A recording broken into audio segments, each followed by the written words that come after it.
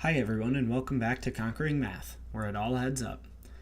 Negative numbers appear a lot in our lives. For example, we might use negative numbers when we're making a withdrawal from a bank account, or if you think about sports or other types of games, negative numbers can often happen when something bad happens and you lose points. And so today we're going to take a look at how we can add negative integers.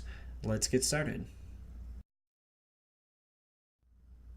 The learning target for today's lesson is I can solve real-world problems by finding sums of integers using the absolute value method. So first of all, what is the absolute value method? Well, when we add integers with matching signs, what we want to do is add the absolute values of each of the numbers and keep the sign of the original addends. That means if you had two positive numbers, the final answer should be positive. If you started with two negative numbers, well, the final answer should be negative. If we're adding integers with opposite signs, what we want to do is subtract the absolute value of the two integers. Then we keep the sign of the addend with the greater absolute value. Now remember, addends are the two numbers that we add together to find a sum. Now there's one important thing here that we need to remember, and that's what absolute value is. If you're having some trouble with remembering about absolute value, I have some other videos that you can watch that can help you with that topic. All right, let's dive right into the first example. We need to find the sum of -5 plus -8.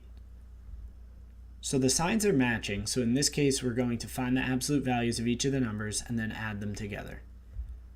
So the absolute value of -5 is 5, and the absolute value of -8 is 8. 5 plus 8 equals 13.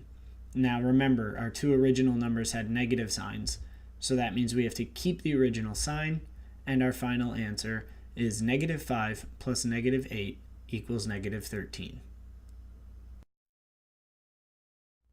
Okay, now we're ready for our second example. Now we need to find the sum of 12 plus -16. In this case, the signs do not match, so we need to subtract the absolute values.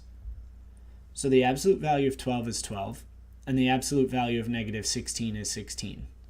Next, we say 16 minus 12 equals 4.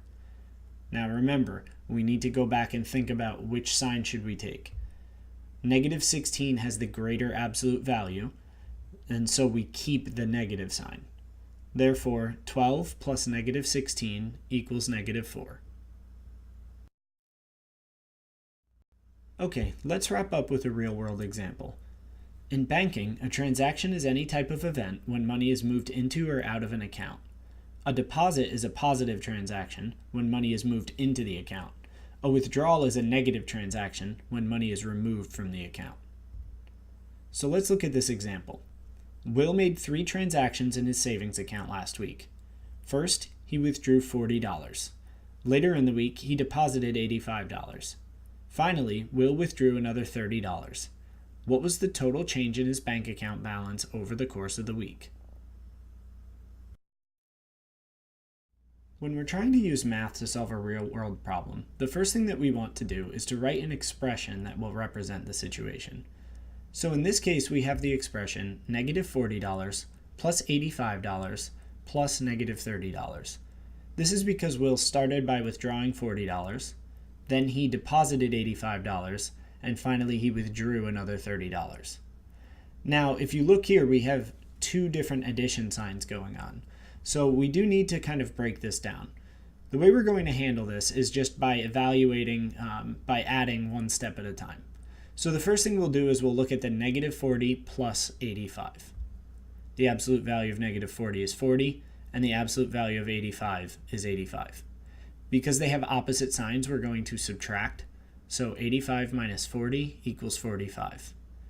Now keep in mind the $85 was positive, and that had the greater absolute value, so this number should also be positive.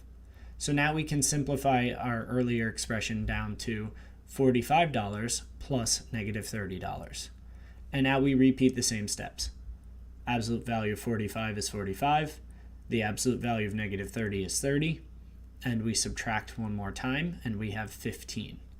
Now again, the greater absolute value belonged to the number with the positive sign, so our answer should be positive. So Will's bank account balance increased by $15 last week.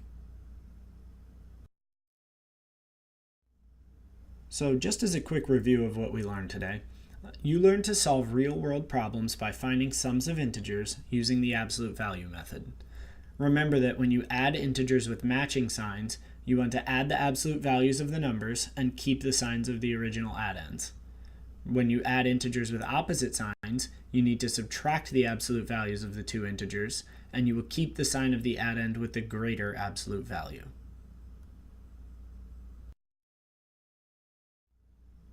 So what should you do now? You should go ahead and complete the independent practice problems, and then watch the solutions video to check your work.